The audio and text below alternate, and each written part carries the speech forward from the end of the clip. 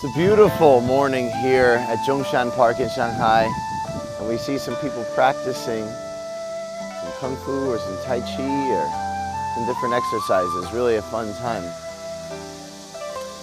Check out this guy. Excuse me, how you doing this morning? You okay? Yes.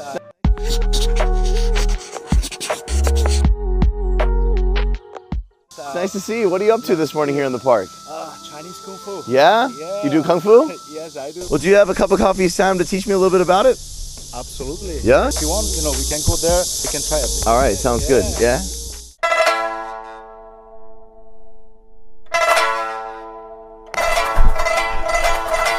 This, and you go. I need a rest after that. All right. No problem, no problem. All right, you need to take a break. Oh. Well, let's go to my place and let's have a coffee. All right, sounds Real great. Italian coffee. All right, good. All right. Thank you. Sorry about the mess. No mess. Oh, it's beautiful. Really nice, quaint apartment. I really like it. Thanks, It's good. Thanks. I also like it. Yeah. All right, let's get the coffee first. Let's do it. Come on. Espresso, yeah? Absolutely. Awesome. Just. Was that your first purchase in China or something? Yeah, kind of my second one. Yeah. When I came here, I just rent the place, and then it's okay. Now I need a coffee machine, a professional one. So I went down and just Perfect. Awesome stuff. Oh, wonderful. Yeah. Shanghai's a coffee city, yeah? It is. Do you have coffee here a lot? Oh, just down this area there are maybe like 40 coffee shops. Yeah. It's like a huge coffee area. Like Definitely. I really start to get into coffee, and I'm really happy about it. Coffee's done? Yeah. Cheers. Cheers. That's wonderful. I see you've got some Italian style ingredients and things. Do you cook here? Absolutely, I love to cook here. It's just like, I get so many of the ingredients just down the corner and just cook it, Italian food mostly. You cook Chinese as well? My wife takes care of that, I'm not really good at that, but Right. yeah, we cook Italian and Chinese. Definitely. And yeah. Good stuff. How about this? It looks like the Da Vinci painting, but it's a panda. It is. This is from the Vitruvian Man, but with a Kung Fu Panda kind of idea. So it's a Right. kind of a mix like Italian and Kung Fu, which, kind of represent me, and just loved it and put it in. That is awesome. That's amazing. Good stuff. Living room? Well, yeah, that's the living room. I like to spend some time here, like reading books or playing video games. Yeah. I love that. How about Yeah. this painting? I noticed this is awesome. Yes, this is one of my favorite painting is Guanggong. Guanggong is from it represents the figure of General Guan Yu from the Three Kingdoms, Right. and he represents loyalty and power and fierceness. Who's this? Oh, that's my wife to be. We're gonna get married in 3 days. Oh, congratulations. That's awesome. Yes. Alice? Yeah, her name is Alice, and she's a wonderful person, so I feel very, very lucky. Well, congratulations, Yeah, man. That's thanks, awesome. thanks. Here you go. I see this here. Yeah, the love candles. Yes, awesome. So, Yeah. what about Chinese culture and Chinese Kung Fu attracts you so much? Whew, that's a great question. Like Chinese Kung Fu inside, you can find like fighting combat, spirituality, health practices, all combined into one. But if you ask me why I love it so much, I cannot really tell, because it's like you ask me, why do you love, like pizza so much? Right. Or why do you love your wife? There is not a specific reason, because Yeah. it comes from my heart. It doesn't come from my mind. So I Right. cannot find a specific reason why.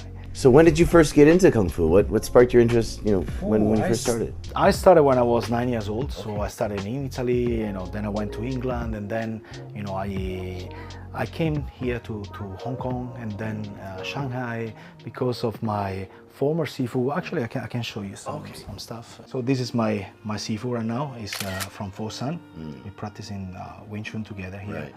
And then let me find it. This is my former Hong Kong sifu. So basically, he was the one who told me that I should come to Shanghai and open a Wing Chun school. So, what sort of challenges have you had as an expat opening a Kung Fu school here in China? When people walk in the school and see a foreigner, Right. they just, because I teach basically Chinese culture, so they don't recognize me as an expert of that. But then after, you show them that you know your things and, anything about the Chinese culture that you're trying to explain to them, they just start to follow you. Yeah. Right. Have you ever been challenged by any other kung fu masters while you're Oh here? yes, it happened. Yeah? In the beginning it happened quite often, and actually I became very good friend with some of them. Okay. You know, this is one of the part I love about the Chinese culture, because then, you know, in the beginning you get challenged, but then, you know, like you start to like what the other person do, and then you start to share, and that is like really the core of Chinese kung fu, the way it grows. So how's business now at the school? How's it running? Well, and it's getting better and better. You know, Shanghai is such a big place and offers so many opportunities to everybody that is willing to take it. So if you work hard and you work smart, this is your place. There is a piece that represents Chinese calligraphy and Chinese painting, which is what my wife is doing. So I see you got a lot of books over here. Yeah, this is just part of it. I got so many also in the other room, and back to Europe. I just love to read a lot. What's your favorite book that you've got here? Oh, my favorite book, that would be the Tao Te Ching, but Yeah. I have to show you in the other room. Okay. Yeah, let's go. You got a copy of it? Oh, I have many copies of Okay. it, yes. So many books down there. Let me switch on the light, and yeah. What's this? This painting is really nice. Yes. This actually, again, is my wife that is doing, because she does children books, painting Okay. books. So she does those kind of figures, and sometimes she also paints some kung fu poses for me. Okay, what kind of pose is that?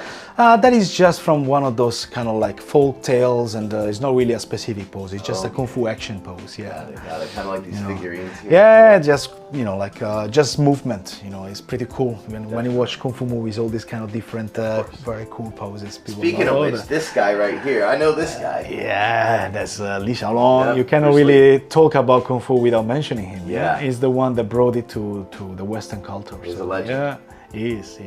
Yeah. I see this Chunlian here. Yes. Alice, my wife, she made it. Every year we make a new one, you know, during Chinese New Year. So it's Cool. like brings good luck. I love it. Yeah, so far it worked. Yeah. Oh, I see the Tao Te Ching. Oh right here. yes. You know, keep it here. You know, Yeah. reading every day, and I got different kind of version. Favorite version. Okay, definitely. Wow, Oh, this is heavy. it high is. quality. Yeah, it's super high quality. I love the visual, the calligraphy, the meaning, and it's like really beautiful. Definitely. Yeah. Have you finished it? Well, this is not a book that you just read it through, like, you know, it's not a piece of literature. You just, every time, even if you go somewhere, you know, just open it and you just give you something. Even if it's something you read it, you always give you something new. It's unbelievable, you know, it's beautiful. It's Yeah. about the art of changing, you know, experiencing life in different ways. So I've never read it before. Can you tell me why you're so into it? Why is it your favorite book?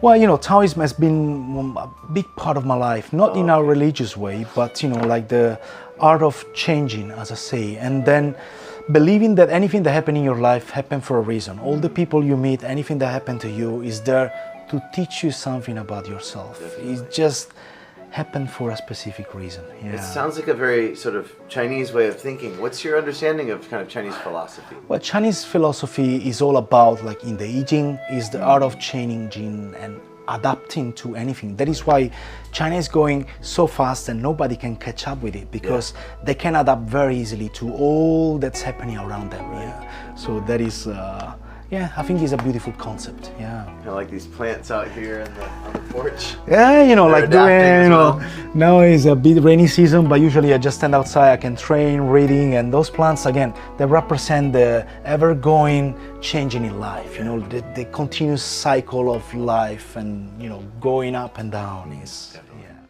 Oh, look at this. Who did this? One of the students of Alice, a little kid, and he was trying to portray this cat. Okay. Not that I can do much better, my painting skills are terrible. I can do like Chinese calligraphy a little bit, but painting is not my thing. Do you do any other sort of like traditional Chinese Yeah, handicrafts? I do traditional Chinese archery, and I play also a little bit like some Chinese instrument, like the guqi. You know, I gotta say, before I met you, I always thought about Kung Fu as being something kind of mysterious and difficult and obscure, but I feel like maybe I could give it a shot. Absolutely, everybody can try it, and you already got the hair for it. So All right. Appreciate you. Thank you so much.